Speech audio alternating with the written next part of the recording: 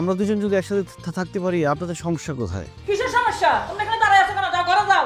যথেষ্ট সমস্যা আছে। দাঁড়াও, এই দাঁড়াও দাঁড়াও দাঁড়াও দাঁড়াও। তোমার মেমোরি ব্যাক করলে তো তুমি আমার মেয়েকে আর চিনবে না। হ্যাঁ, তাকে টর্চার করবে, তাকে ইউজ করবে তুমি।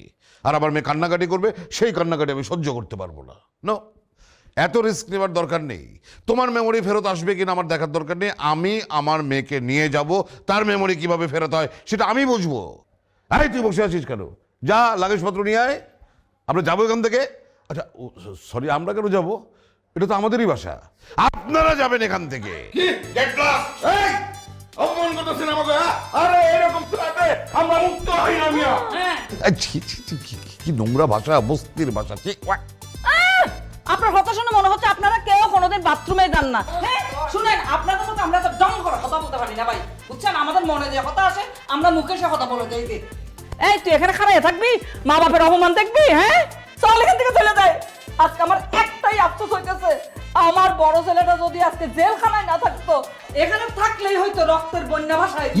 এই মেয়েকে কি বলছে? এ তো ডাকাতের ফ্যামিলিতে চলে এসেছি আমরা। হ্যাঁ কি মনে হচ্ছেন? আমাদেরকে কি খুব ছোট মনে হয় নাই? ডাকাতি মনে করি। ডাকাত, আপনার ডাকাত।